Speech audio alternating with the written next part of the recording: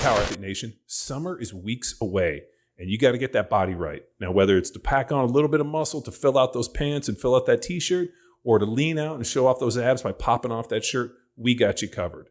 Now, the reason we like to start busting our ass now is so that we have a little bit of margin of error so that you can cut loose and not feel guilty. So what I want you to do is go check out one of Power Athlete's nutrition protocols. We got a leaning, we got a bulking, we got a keto, and we also have a performance protocol for those of you that need a little bit of extra attention and really trying to dial it in so that you look like $1 million come summer.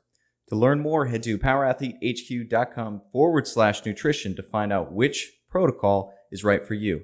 And we're going to give you an extra 20% off at checkout with the code EATTHEWEEK. 20%? Yeah, that's all caps. EATTHEWEAK at checkout. Dude, sounds good to me. Now you got your mission. You know what we're expecting. Go get it. See ya. All right, Power Athlete Nation. Welcome to another episode of the premier podcast in strength and conditioning. I am Tex, and I'm joined by Coach Johannah Zabal. Hi. Thanks for having me. Joe is a contract strength and conditioning specialist for the Army and the director of sports performance for soldiers to sidelines. And we go way back, about 18 years as young sports performance enthusiasts at Marymount University. D3 All-Stars. D3 All-Stars. And that is a long time, Christopher. I know. Pretty mind-blowing. Yeah, every time we get to hang out, it seems like just yesterday, which technically it was because we were at Summer Strong basically yesterday. Basically. Just a few days ago. How was your experience? Oh, Summer Strong was awesome. I always love it just because of the great people that it brings together, and obviously getting to see you and all of my other strength coach friends from around the country that I don't get to see on a regular basis. And then obviously the speakers, the environment, like everybody is just there to kind of, I'm always surprised at how positive, I guess not surprised, but just, you know, it's just so pleasant to see how everyone is so positive and so supportive of each other in different strength feats or in their careers or whatever it is. It's a really positive weekend. I always love it. And this was year 2 for you, correct? This was my second one. Yep. Yes. And about this time last year, we were sharing some beers over Summer Strong and talking about this new opportunity that you got ahead of you at Fort Bragg. And here we are 1 year later, going through some lessons learned of you transitioned from the private sector and working with athletes and on the education side of things and collegiate athletes into the tactical population. So we got a lot to cover within this first year of experience that you've gained under this new umbrella. Yeah, it's a lot. It feels like it was just yesterday, Summer Strong last year, when I was kind of announcing to you, hey dude, I got the job. I'm moving to North Carolina from the DC area. And it's gone in the blink of an eye. And it's also, I've learned so much and met so many people and, you know, worked with so many new people and done so many new things. It's amazing. I'm excited about year 2. Yeah. So let's dive right into the lessons learned there. And I mean, you had to quickly gain the trust of the soldiers and everyone you're working with. And I mean, taking on new challenges, there's a huge difference between the sports performance where we can cater towards an athlete. And then there's this expectation that you got to do your job and no matter what with the military.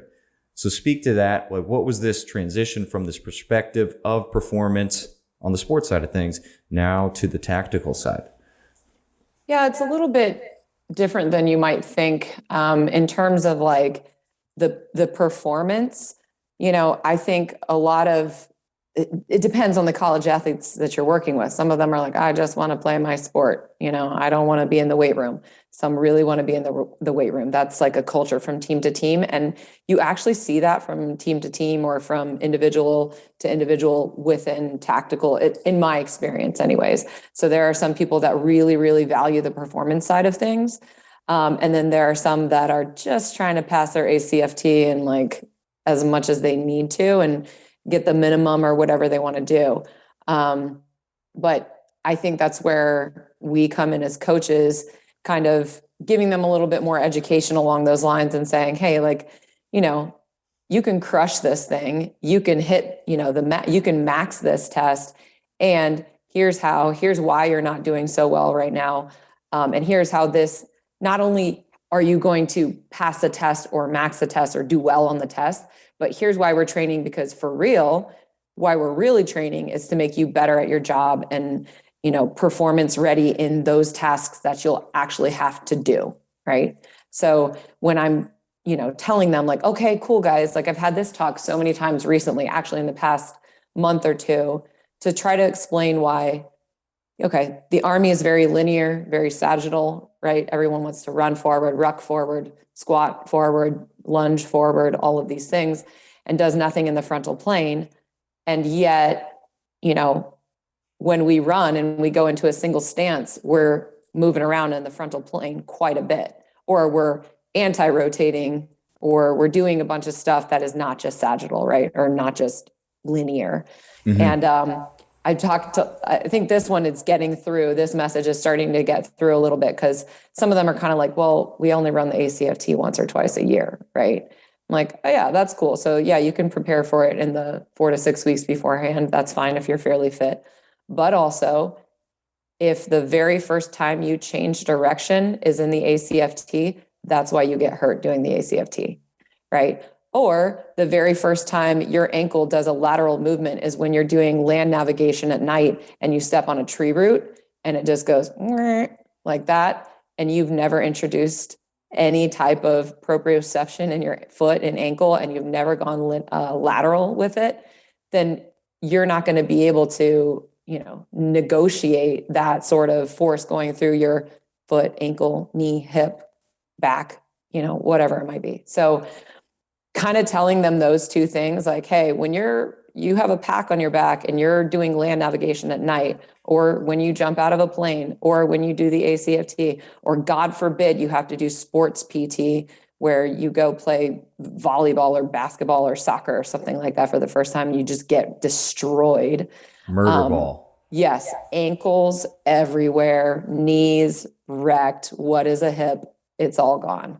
Right. So they start to listen when you put it into practice, into what they would see on a regular basis. Cause they're like, ACFT. Some of them are like, I max the ACFT, I'm fine.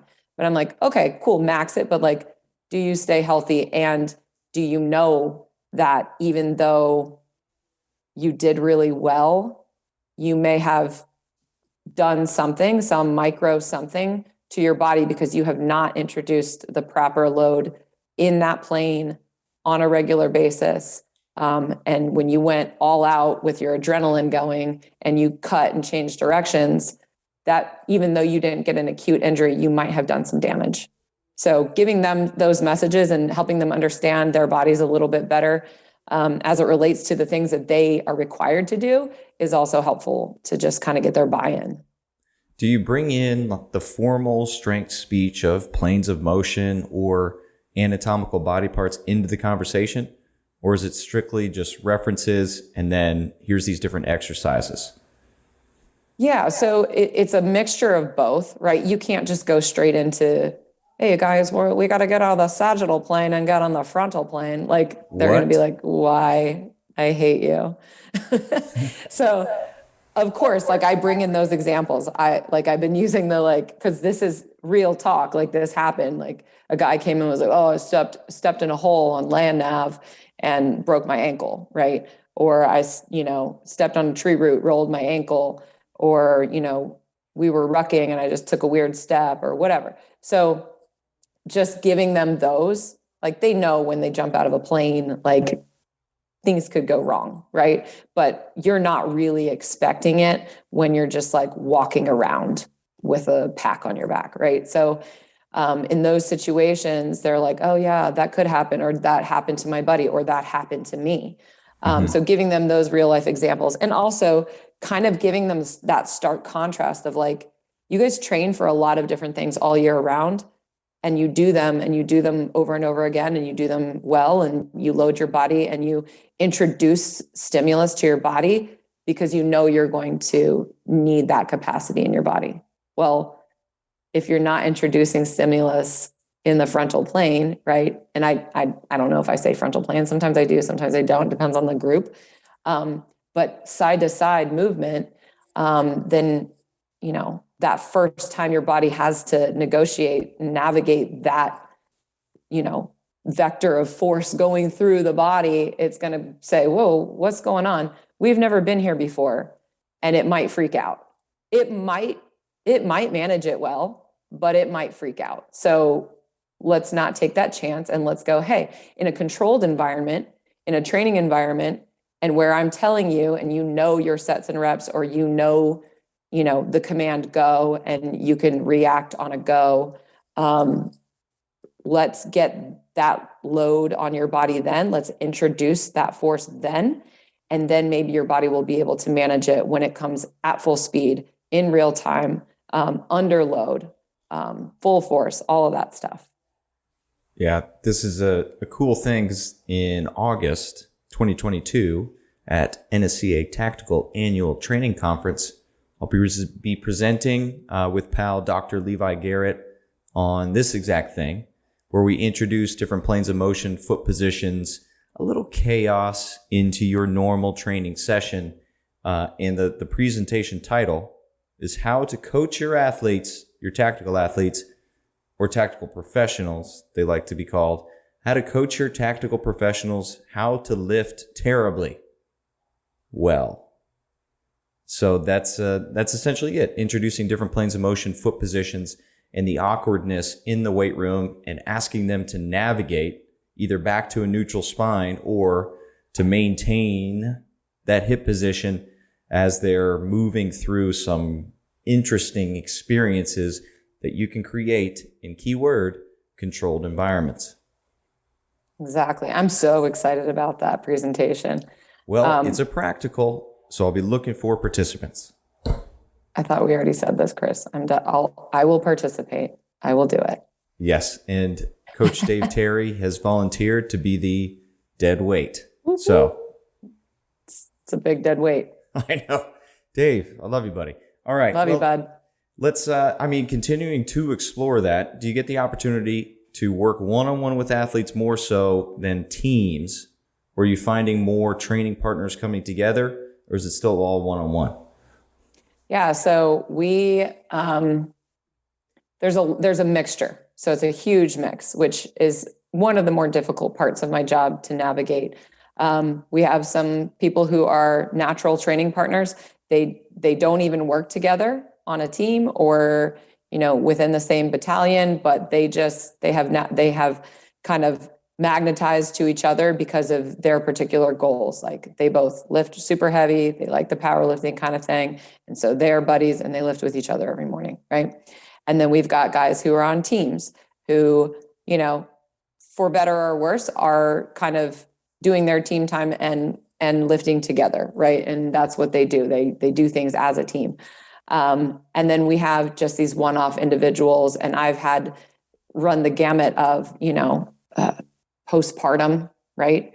I just actually, one girl just came back to me today and said, I passed the ACFT, and she came off of like bed rest postpartum for a really long time. It's really complicated. And then, came in, ran in and hugged me today and told me she passed. And then this other girl approached me this week and just came off, just had an emergency C-section. So, these are some of the things where you don't even, you're not even thinking that way when you think I'm going to get into tactical, right? And then boom, you have, an older crowd in this unit, and they have families. So the women some of them are having children. So these are some of the things that I'm, dealing with. And then, right, like you said, there's training partners that are just natural training partners. There are teams, and then there are individuals, and all of these individuals have sort of their own individual goals. But at the same time, my goals for them are to make them better at doing Army, right? Doing the Army thing. So making sure that they are crushing their ACFT, making sure that they're staying durable. And then the other piece is that we have a lot of transition from our physical therapy clinic. So that could be a totally additional realm, right? So it's I have these programs already, except for they can't do an upper vertical push, but that's the only thing that they can't do, but they can do everything else. So then I have to go through the program and go, okay, take this out, add this in. Oh, we need more pulling. We need more of this. We need more of that. So, those I think are the ones that are a little bit more nuanced. Yeah. In the world of sport, often that return to play, that transition time, it doesn't exist. Once a person is cleared, they enter back into full speed practices, games, and then that leads to an assortment of other injuries down the line.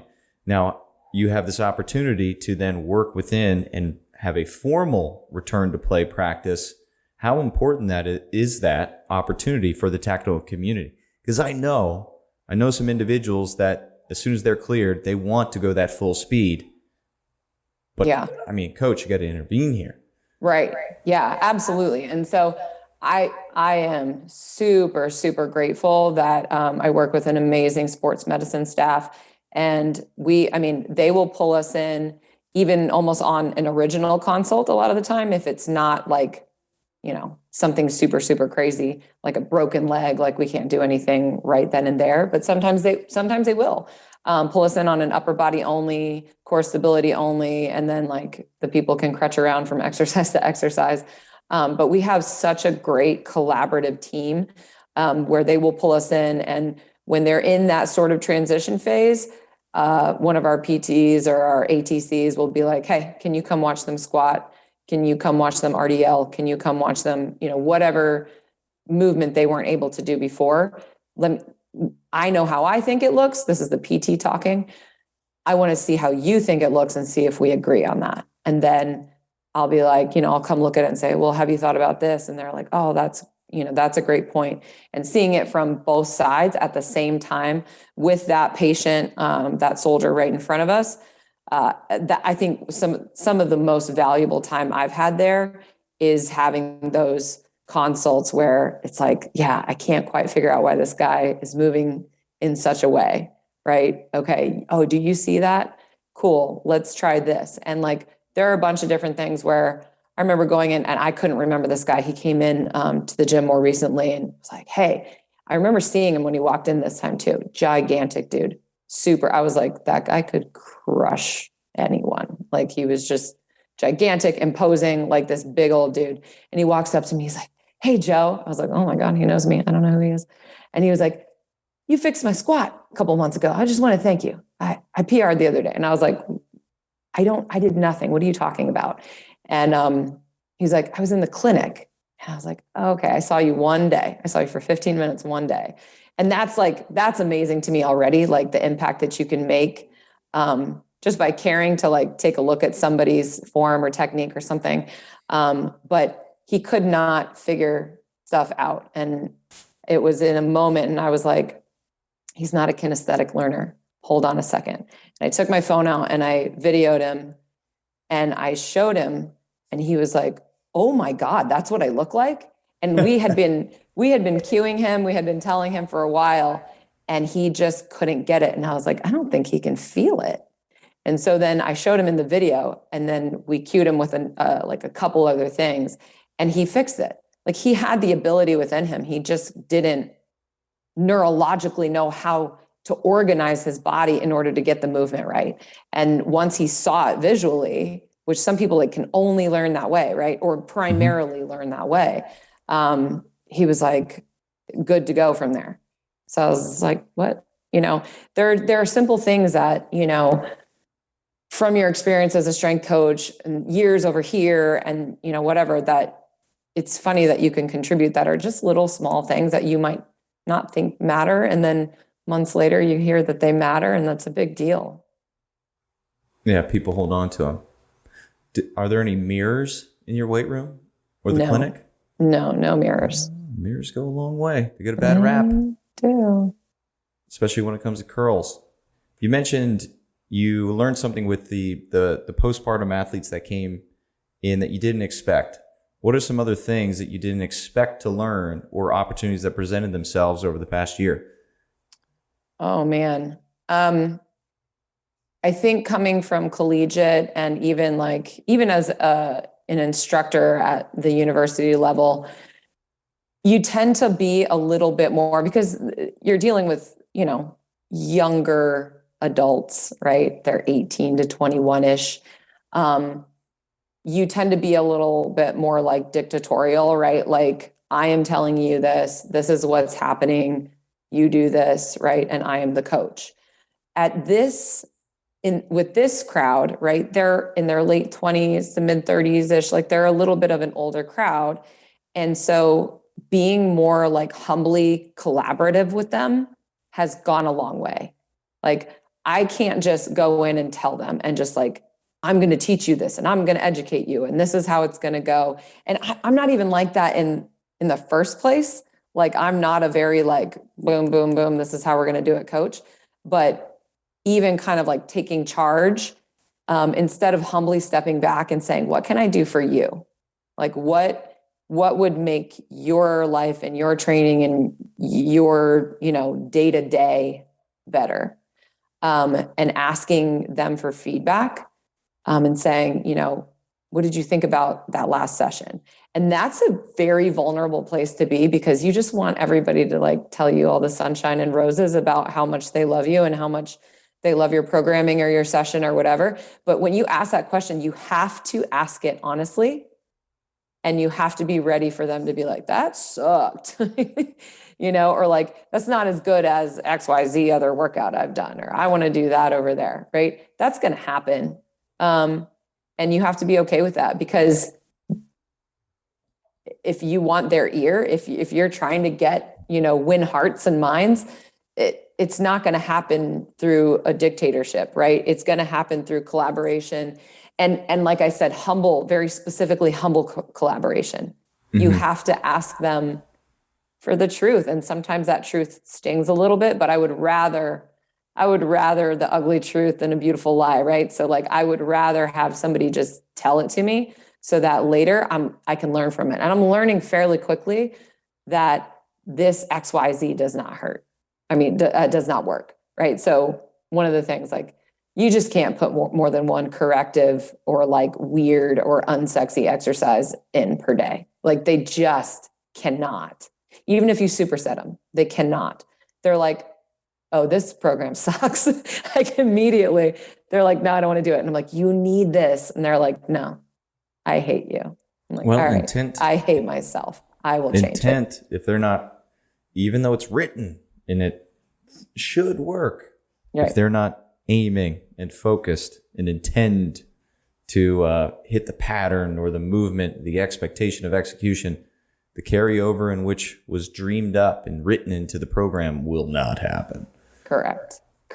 And you also need programming in person versus programming that they're going to do on their own is very different. So that's also something that I'm learning, right? So like, I can be like, hey, we're going to superset that right away. No, get up, no breaks, and then when they do that corrective with their, some complex movement or whatever, they're like, oh, this is like kicking my butt, right? But they are not going to do that with the same cadence or the same intention and attention, right, when the coach isn't there. So then they're just going to brush that over, or they're going to be like, I'm not doing that block. That's obviously the corrective block, we're skipping that one, going straight to weight vests and conditioning and all the hardcore stuff that we want to do. Yeah, which is a lot of volume. Yes. Well, that culture of feedback, I think it's inherent at your level, from the individuals at the level I know you're working with, that feedback is important for their success. And what's cool, and I appreciate, I'm sure they develop and give it to you with a little candor. So some hard feedback and a little razz, a little elbow with it, which is always good for some team building. Just some difficult truths delivered with a little jab. Absolutely. I agree. And that's, that's also something that I've had to, I think I have a fairly thick skin, but just, I guess just being open to that and like listening is one of the biggest things. And I would even say, like, not even just listening there, just listening and watching as you're just in the weight room, right? Not even listening and watching when you're actually trying to solicit information, just listening and watching. That's one of the biggest things that I do on a daily basis. And I just catch stuff, and I used to catch it. You used to catch it in collegiate too. You can tell when a kid's not having a good day, or maybe, didn't do well on a test, or something's going on back home and they don't even want to be there. That stuff manifests big time in affect, in people's countenance. Like, you can see it if you're looking for it. And that's going to affect also like the feedback loop of their training. I don't want you doing crazy, high intensity, super high percentage load stuff on a day where I see your face is like not ready for it for whatever reason, whether that's family, whether that's PTSD, TBI stuff, whether that's just, we had to, jump out of a plane last night and I haven't slept yet. Like, all of those things are, things that you kind of have to, as a coach, look for in this forum. Yeah, and it helps them gain that attunement with their own body. There is a trap, especially within the military community. Oh, I didn't do well on this test. I need more volume. I need more training. Or like, I slept like shit last night. Or I did, I ate this and that. So then I need to double down on the amount of exercise I'm doing, which then pours into why you're losing sleep or why you're making poor nutrition decisions to begin with. And it's just this cyclical trap that people find themselves in. And before they know it, they're injured, they're hurt, or, their blood work shows something that they need drastic behavior change to get out of. Yeah, absolutely. Yeah. And we're constantly, it's cool because it's coming from all angles. Like, I was even having, chats with our dietitian and then our, physical therapist. Like, we're always all kind of talking and saying like, hey, this is the message that I'm putting across. Are you putting across the same message? And it's, most of the time it's yes, right? It's very, very few and far between that it's like, oh no, I would never say it. Like, it's just not how it is. Right. So like, we're all kind of saying, hey, oh, you're training really aggressively. You need to be recovering really aggressively. This is what that looks like. Sleep, right? Oh, you think you need, this and that and all this other like really cool stuff. Let's pick the low hanging fruit first. Let's do this. Let's do this. Why don't you talk to our performance dietitian? Why don't you get a little bit, maybe a little bit of a strategy from sports med for pain management, that kind of thing. So we're always all trying to work together to sort of solve these problems. And we talk to each other about it to make sure that we are sending the same message and that it's collaborative even among our team, so that when we send it out to the soldiers, they're all getting the same, unified message. Well, incredibly important. I mean, even at the college level, that will kill a strength coach because shit rolls downhill. And if the athletic trainers are not on the same page with the strength coach and then the head coach, like, somebody's going to lose their job, and it's usually the wrong person. I want to stick with the tactical community. I'm bringing in college into it a little bit, but I was speaking with the NSCA tactical director at Summer Strong, Jason, and he was saying just some projections for the field of tactical strength and conditioning will soon outnumber the college positions that are available. So ever-growing field in a very young industry is the tactical branch. So you're in this essentially on the grassroots of this whole thing.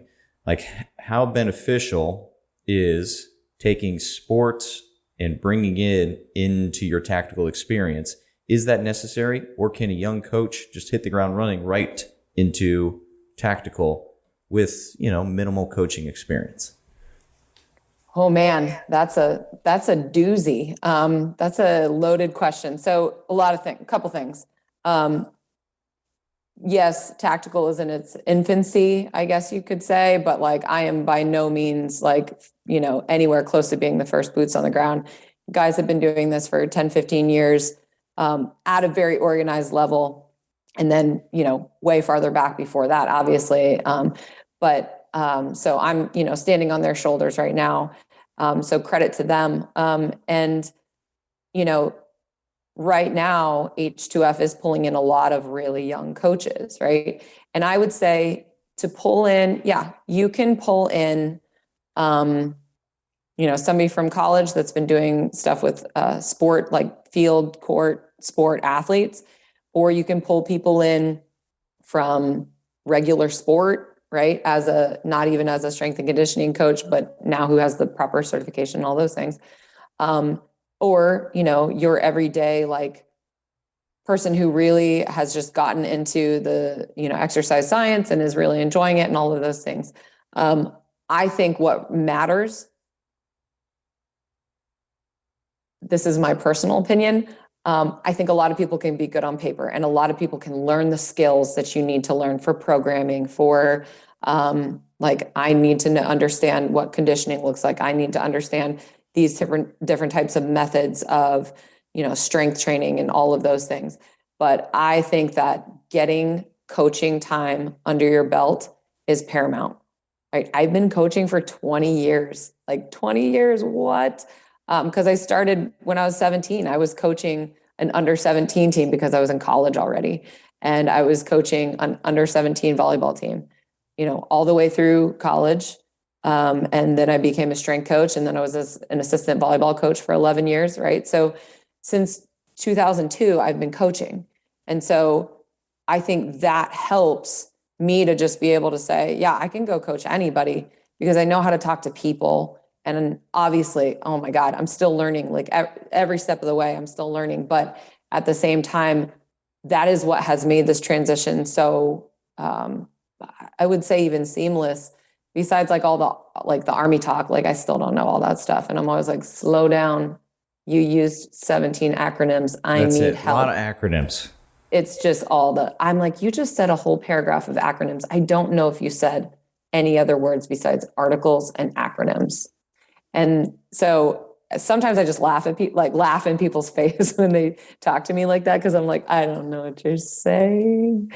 But anyways, that's a different part of the culture learning curve, right? But just even me being able to say, hey, dude, slow down, bro. I don't know what you're talking about, and then being able to, oh, my bad. And then they go, oh, it's this, and kind of explain, what the culture is or what they're talking about. And sometimes they're really excited to teach somebody, about like whatever the Army way of doing XYZ. So that's kind of a cool moment, that you can share with people too. But back to your original question, I think getting coaching hours under your belt and just getting like people hours, like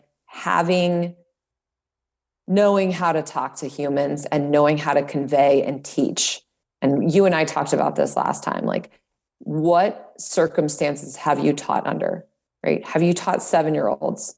Like I've coached 7-year-olds. I've coached, high schoolers, middle schoolers, D3 athletes, D1 athletes, professional athletes, tactical athletes, and everything, all the little, things in between, amateur, elite, adult, stay-at-home mom, like whatever it is. Do you know how to talk to all of those different people, right? And do you know how to care for people? Like, again, they're not gonna, they would follow you anywhere if they know you care about them. And if you remember their kid's name, or if you remember, whatever it is, show interest in them more than just like, hey, you're my job and I have to get this done. Yeah, forget about it. Soldiers to Sidelines offers performance training. So what are some success stories of individuals that have been through that program? And let's first give our listeners just a brief one-liner on Soldiers to Sidelines, and then speak to the sports performance aspect that y'all provide and opportunities that former soldiers can take advantage of. Yeah. So like Tex said earlier, I'm the sports performance director for Soldiers to Sidelines, which is a veteran nonprofit service organization that empowers veterans and actually also now current service members and military spouses, thanks to the Wounded Warrior Project, to take our seminars for free and become certified coaches, whether that's in football, basketball, lacrosse, or sports performance. And what that certification is basically just our stamp of approval that says, hey, you've done our curriculum and you are showing, the initiative to take these courses, which are like almost week-long courses. It's a ton of work. It's a ton of hours. It's homework, but it's also fantastic opportunity, speakers, some of the best in the biz, in all of those realms. And then opportunity to then network and continue on your education and possibly get placed in a job, depending on, your goals, your abilities, and all of those things. We recently had somebody get the strength and conditioning internship at, I think it's an internship or a GA-ship, I can't remember, at UCLA. There's I don't know if this one's out yet, but we've had guys get to, football, assistant football coaches at D1 universities. I don't know if we're allowed to talk about some of those yet, but yeah. So sorry, Harrison. No, it's fine. No. I just didn't say the specific school or anything, but yeah, I mean, such great stories. And then, even some of the other stories where they're just coming to us and saying, hey, this saved my life. Like I was not feeling like I was part of anything anymore post-military life. And it's not just soldiers, right? So it's all branches.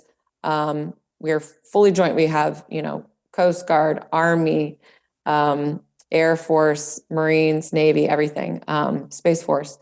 So making sure that, there is some connection and purpose post-military life and getting that a smoother transition. And we also partner with John Deere, partner with other companies that are placing veterans so that they can get a full-time job and then also be able to coach on the side. So kind of giving back in many ways and being connected to a team environment, a community environment again, and putting back into their community, and using all of those sort of intangibles that they learned for leadership and collaboration and teamwork in the military and putting those and showing them how they can use that in coaching. Awesome. Well, amazing opportunity. Well, we had Harrison Bernstein on Power Athlete Radio to deep dive, and he charges me up. He's a coach. He's awesome. He brings the juice every single time. Every single time. I don't know how, because that man wakes up at like 5 a.m. and like his feet are already running, legitimately running. Like he'll go out and run for an hour and be on phone calls. And then he's like, yeah, I don't even have my coffee yet. And I'm in my first meeting. And, he cares. Like you have to care to have that amount of energy, right? Because if you don't care about something, you can get tired really quickly. But that man cares, and he definitely just charges ahead and gets you fired up, whatever it is. Yes. Well, speaking of getting charged up, we had a fun conversation a number of years ago with Jim Davis at one of the NSCA events, and I have to pull this into this podcast because, talk about lessons learned that I learned from you, friend, mentor, coach. So you have these life lessons that you've acquired from your years, and I want to share them with Power Athlete Nation. So some of these I'm familiar with, some are going to be a surprise and catching up, but let's start with it. And this, maybe you've learned them in the last year, but maybe you've learned them a lifetime ago. I don't know. So help us with Coach Joe's life lessons. Yeah. All right, let's get to them. So I remember. So the background of this is one of my mentors, Harrison, has always had, since I've known him over a decade, a mission statement or a coaching philosophy, right? And he very much encouraged me to write my own coaching philosophy, and that's evolved over the years. But then it starts to pour into have you written down your values? Have you written down what's important to you? If you don't, do you know what to reference back to? Do you know if your life is pointing in the right direction? And you and I started talking about it. That was Coaches 2020, right before pandemic, right? So it was January 2020, right? And we sat down over some chips and salsa and some margs with Jim Davis and Alex. And I was these are my life lessons. So here we go. Number one is Are these I in don't. order of importance? Yes, a So little this bit. is the number one, or are we going up the list? Yeah. Yes. Yes. This is the The number golden one. rule. This is the number one, but it's also not. So what? Listen, okay. I just did the mind blow thing for those of you who are only listening. Number one is I don't know yet. So this is sort of this like open spot, right? So it can be it can be filled in at any time because, right? So Chris, I've probably mentioned this multiple times or referenced this multiple times. One of my favorite books is called Being Wrong by Catherine Schultz. And she talks about. I just purchased this. So you did. Coach Mike Hill and I are going to do a Hills Book Club podcast on this exact one. Shut your mouth. Coincidentally, we did not talk about this at Summer Shop. Hard eyes. I love it. Okay. So I love this book. But they talk about this concept of the pessimistic meta-induction from the history of everything, which means that what we can induce or deduce or whatever from the history of everything pessimistically is that we have been wrong before, we will be wrong again, right? So like what of your beliefs from like when you were 7 are still true, right? What of your beliefs from when you were 15 are still true from last year, right? Think about yourself 10 years ago. Like, what were your values? What was true to you? What was, the most important thing, right? And Flat Earth. Yeah, correct, right? So like, what, right? Like, what is real? What is not real? What do I believe now? What do I was wrong, right? And that's kind of what the book is about, right? Not to ruin it for you, but it's very hard. We're very hardwired as humans to resist being wrong. And it feels very bad to be wrong and we hate it. But it talks about, sort of embracing that and understanding that, hey, we're gonna be wrong. So let's just accept that and move forward from it, learn from it, and be kind of open and vulnerable to change our minds about some things. And that's called kind of also that. Yeah. You're wrong. Rule 1 is like, I don't know yet. It could change. It's open. It's an open slot. Somebody introduce a new concept to me and I might put it in there. We'll see.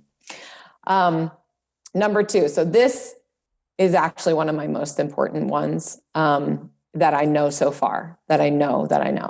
And that is be honest with yourself and others. This comes from one of my childhood friends. We've had a lot of talks about this. Glenn, shouts to you. We've been friends over 20 years. I think a lot of issues come from us not being honest with ourselves, whether that's ego, grandstanding, and that happens a lot in this industry. We're telling ourselves that we want something, we're convincing ourselves of something, and we are not being truly honest because sometimes the honest truth isn't very pretty, or it isn't easy, or it isn't what everybody else thinks we should be doing, right? And so when we aren't honest with ourselves, a lot of bad stuff happens, right? Then we cannot be honest with other people. We do things that we don't want to do and that are against something inside of us, and our insides are railing against it. And sometimes that manifests physically, sometimes that manifests in an outburst at someone else, so that it manifests in our community, right? It manifests in all different ways when we're not honest with ourselves. And so being honest with ourselves first is one of this has been top for a really long time. And I struggle and fight to get to this every day, just being my authentic self, right? And the beauty of that is that there is only one me, there is only one you, and there is only something that you have, that I have, that I can offer the world.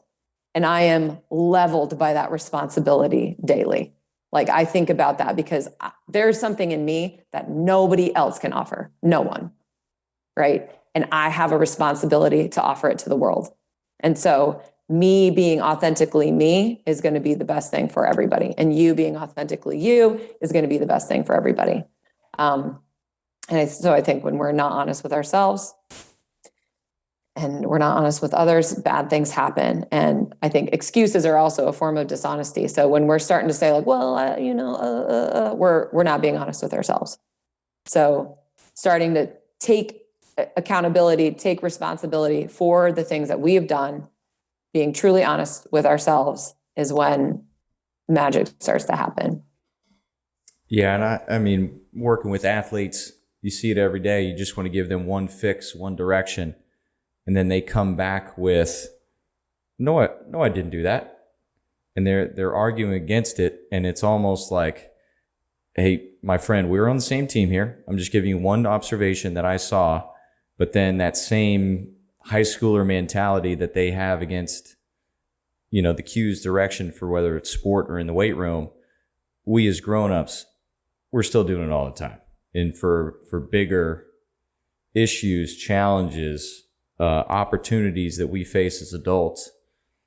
So yeah, I mean, that's true. And, I encourage people to not be afraid to then say, you know what, double back, especially if we're in good company and friends, to say, you know what, I wasn't honest right there.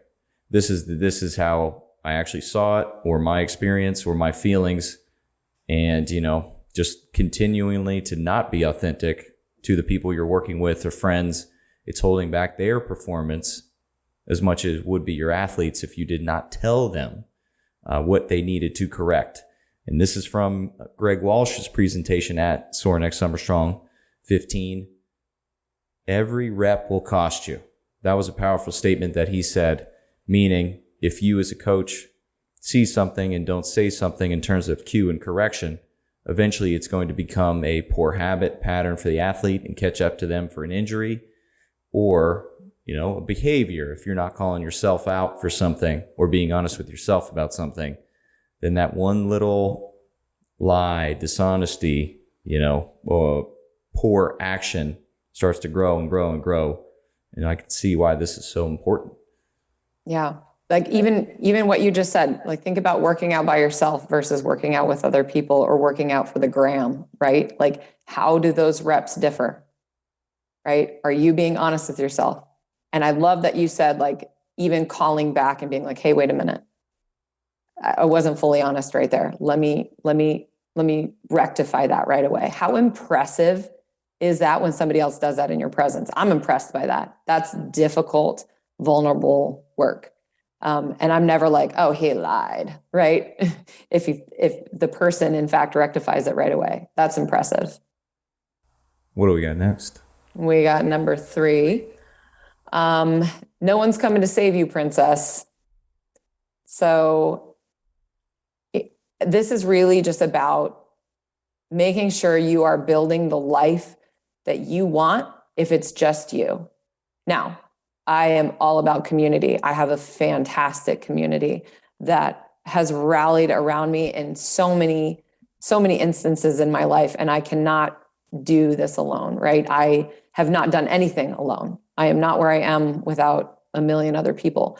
But making sure that the choices that you're making and all of that are based on like your greatest self and your values and all of that stuff, right? Whether that's financially, geographically, your community, your job, all of those things, making sure that you're doing that. And I think that kind of that's again, it's about authenticity, and you're starting to bring these people around you, and they want to be around you because you're building this great life, right, for yourself. And then people are drawn to that, right? So, like I said, like I am currently finally starting to, in the past couple of years, starting to build this life for myself rather than for like what I think other people think is cool or what I think other people might, a significant other might, want, or a friend group might want, or whatever it is. I'm building my life for me because no one's coming to save me. Right. So, and again, like I said, like community is everything. I'm not saying build your life so you can just be one person, right? No, you build your life in this way that makes you come alive, And then that makes everything around you come alive. Your community, your job, the people that you serve, the people that you work with. And I think that's a beautiful thing. Yeah, I know I recommended that you move into Southern Pines and away from Vietnam as far as you can get. And then you were like, no one's come to save me. I'm moving to Fayetteville proper. Correct. Because no one's coming to save me with that $1 million check. So I'm saving my money and living in Fayetteville. And this beautiful condo, it's beautiful. Shouts to Keith. You're the real MVP. Yeah, go and Chris's Steakhouse, Fayetteville. We'll go to Chris's Steakhouse when you come and visit me. Well, you're in Fayetteville. I'm not coming. Sorry, next time. I'll go Southern Pines with Coach Flaherty, and we'll aim to connect. Okay. Next. Number 4, minor on the minors, major on the majors. It's one of my biggest pet peeves. Yeah, this is a great one. I remember this one. Oh, man. It's one of my biggest pet peeves to have anyone micromanage or, make something huge out of nothing, right? Because we have so much to worry about. We have so much real stuff to worry about, right? We have so many things that are heavy in this world. We have so many things that are actually important and weighty. And then there are dumb little stupid things that we choose to worry about and we choose to be anxious about. And those are minor things, right? And we think about our problems in such a way because they're so close to us. I had said this before in one of my Instagram posts, but I had this blue collar sage, I called him, at my old job. He was the building manager. He was phenomenal. And he would just come sit in my office sometimes and we'd just chat and we would have these life lessons. And, I think I was complaining to him about something or other. And he goes, "Hey, Joe, you ever heard this story about everybody putting their problems in a paper bag?" I was like, "No, John, what is the story?" Because I'm, pissed about whatever my problem was at the time. And he's like, "Okay, so everybody puts their problems in a paper bag and we all go outside. Everybody's outside and we throw these paper bags up in the air. And whatever you catch is now your problem. Do you know how much everyone would be scrambling to catch their own bag again?" And I just sat with that for a while. I was like, oh man, right? Because what if you catch the cancer bag? What if you catch my kid just died bag? What if you catch I have one leg now bag, right? We don't think about it in those terms, right? But when we put it in that sense and we think, man, if I can walk away from anything right now in my life and kind of be unscathed, I'm doing okay, right? This is not really that big of a problem, the things that we make problems. So minor on the minors, major on the majors, and don't waste your time thinking about all the little stuff. Yeah. Cleaning supplies, little things like that. What else we got? Number 5, your lack of planning does not constitute my emergency. This one is a big one that I've been dealing with. The Army wants to go full speed ahead at some things, and you're just like, whoa, there was no planning on this.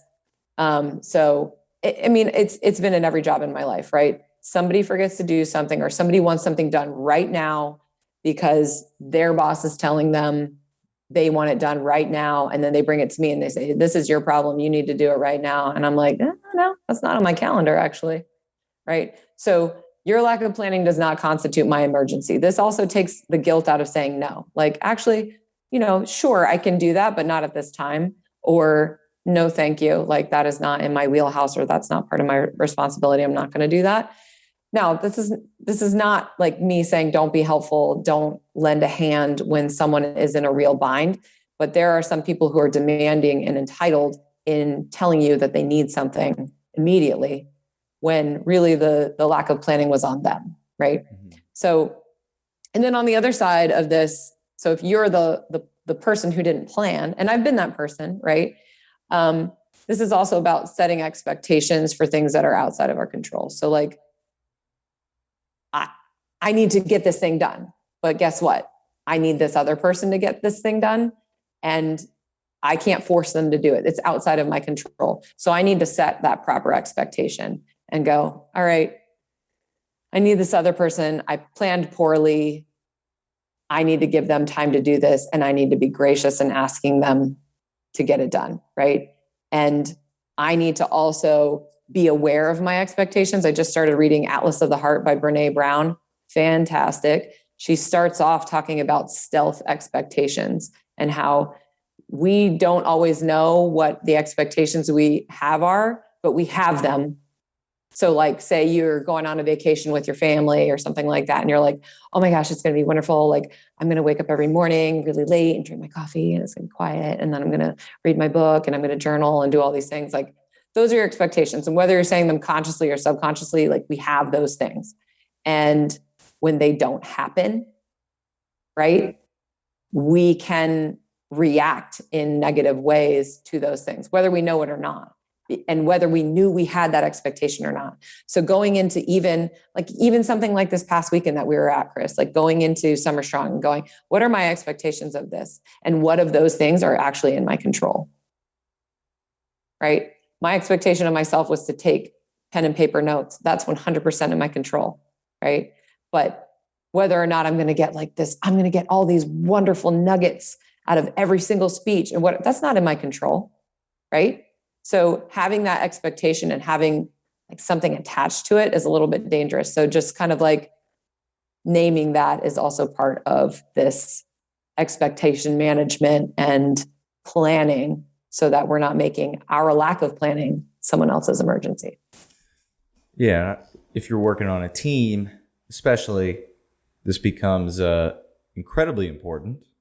I know I'm guilty. Our creative director, Harry Heppenstall, the amazing mind between all these logos, brands, just saying, hey, I need this, and not giving him the proper runway or timeline. And then him giving me the timeline which it'll take to get it done. It's like, man, I just embarrassed myself. I did not take into consideration your calendar and other projects. And for that, I apologize. So now, helped with my communication by running into that brick wall that is the creative Mr. Heppenstall. So I appreciate that. One, holding the mirror up on my mistake there for making some mistakes within my team and not respecting their schedules. And also, Chris, you just practiced the art of being wrong and saying it. I know. Well, every time I talk to Harry, I get reps of being wrong. It's good to have those people in your life. Yes, you're right. Yes. It is. Cheers. Cheers to those people. Number six is GSD. Get stuff done. You can curse. So it's just about doing, right? So have a goal, always be moving towards something. We are teleological beings, meaning we're always moving towards purpose and design. Like we are trying to almost define and purpose our lives, right? So we should be moving towards something, right? And when we're not, we start to I don't want to say we die a little, but we can get depressed. We can get, a little womp. And so setting goals, setting your sights on the next thing, while also being present, but doing. I think that I'm very much a doer. I've been talking to my friends a lot about this lately. I cannot sit in anything, which is something I need to work on, but getting out and actioning things, right? Whether that is just taking a step in the right direction one day, or sprinting towards something. I think just go and do. Do. It's a good rule. You said what do. Else? All right, last one. This is the new one. This is a newer one. Okay. This one has been in the works for me for, over a year. There's been a lot of things that have happened along these lines, actually in the past like 3 or 4 years. But this one is feel the ends. So by the ends, I mean, feel the ends of the spectrum, feel the good and feel the bad. I think a lot of times we really like to feel the good, and we sit there and we're like, yeah, it's the good. I'm here. I love it. I'm living it. But when the bad comes around, we brush it under the rug. We ignore it. We wish it away. We drink it away. We exercise it away. We go lift heavy weights. We rage. We listen to the sad music or the ragey music or the whatever. And we don't just sit with it. And I think sometimes we need to sit with it and feel it. Feel it so we don't return to it. Feel it so we learn from it. Feel it so we can ask it questions. What are you trying to teach me? Why are you here? What are you here to teach me? Bad thing that happened. Bad thing that happened to me. Bad thing that I did. Whatever it is. And let both ends teach you without hardening you. And this was something that actually, we're talking about Summer Strong a lot. Brandon Lilly's talk was one of my favorite talks. And I don't think he said it like this, but this is what I ended up taking down in my notes. I will not lie because I have been lied to. I will not be unloving because someone has been unloving to me. I will not be unkind because someone has been unkind to me. And so being able to feel the bad fully and like understand that it's bad and it's not where I want to be, but also going, I don't accept that, and I'm not going to take it onto myself. I'm still going to be on this good end and know that good end will come back around to me. That was a big one for me from this weekend. Wow. That's a great one. I've been sitting with this, the challenge. I'm a eternal optimist. So always aiming to look forward and positive. And so been basically called out for that recently, in that called out that there was no benefit towards it, and that it was essentially holding back from, growth or like actually, learning lessons, just focusing on the good. So whatever, wherever that came from, just coach being a coach and always focusing on the next play or the next opportunity. Yeah, was called out for that, for not sitting in the negative space or the fray, the fringe, the ends, and asking the right questions. So that eternal optimism just, essentially called out for my bullshit within that, and not, embracing the negative side of things and asking the right questions. So that's timely for me as well. Feel the ends. Yeah. And I think that's a great friend or friends that you have that will call you out on that stuff, because I know a lot of people that literally just numb themselves in whatever capacity to the thing that has just happened. Right. And so, that could be this painful thing, and it sucks to be there. It sucks. But we need to remember that it sucks so we don't repeat these patterns. We also need to understand why it sucks and what we can learn from that, because we can help others. We can impart this wisdom onto others. We're coaches, right? Like somebody's going to go through that, or somebody is going to learn from what we've learned. And what better way than to go through something, right? Than to go through the suck and to come out resilient, but to understand why, right? And not just go like, yeah, whatever. Like I drank until I forgot about it, and then this other new fun thing came, so it was fun. Like it was fine. I never felt it. And then you just stay in that cycle, right? But yeah, truly sitting in it and truly just feeling the ache and the pain and whatever negative emotion, wherever you are, just sitting in that and going, what are you? What do you want of me? Like, what are you teaching me? What are you telling me? and like journaling those things, whatever, but with a sound, sober mind, just sitting there and going, what is this? And even, talking with a trusted friend about those things, I think it's invaluable. Yeah, not just sit with it, ask it questions, I think is a good note that you mentioned. Because freaking as an Irish Catholic, I sit with a lot and just weight of the world on my shoulders over here. Lots of brown paper bags. I need to fill things up and then, burn them or throw them in the air or ask them questions. It's good. It's a good new one. I like the new one. It's relevant for me too, Chris. I think a lot of us went into Summer Strong this weekend with some stuff, and it was just great. I will say again, like just to be around community and sit with people and just, be, around that kind of energy. I think that's helpful. So. Leaving me speechless, and we'll leave it there. Power Athlete Nation, Coach Joe, where should they go to follow you and learn more from your wisdom and experiences?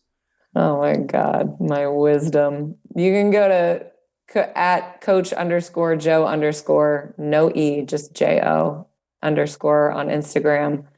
And also follow us at Soldiers to Sidelines as well. And at Strength Coach Hair. I never post on there. I'm the worst. It's a shame. I'm the worst. I have so many videos. I'm going to start. Oh, you heard it here first, folks. I've given you so much content with the pictures we've taken over the years. Accountability. I need to, be honest with yourself, Joe. You're not going to do it. Well, I don't know that. Rule 1. Power Athlete Nation, thank you again. Be sure to like and subscribe and leave us a review, preferably 5 stars on whatever it is you're following. And training programs, powerathletehq.com/training for any training goals you might have up. What else? I do got to shamelessly plug. We are looking for interns. What does that mean? We will not ask you to coach. If you want a coaching internship, take a coaching internship. If you want to learn the understanding and the value of a brand in the private sector of the fitness training space, there's no better place than Power Athlete. As I mentioned, brand director Harry, he will teach you the hard way some life lessons to carry into your next endeavor. And if you want to learn how to connect with folks, we got all these people over here through the Power Athlete network, and myself certainly take you around Austin to the who's who in the world of sports performance in this town and start to build your network and understanding of what it means to build a brand in the world of strength and conditioning. Alrighty. Bye. Bye.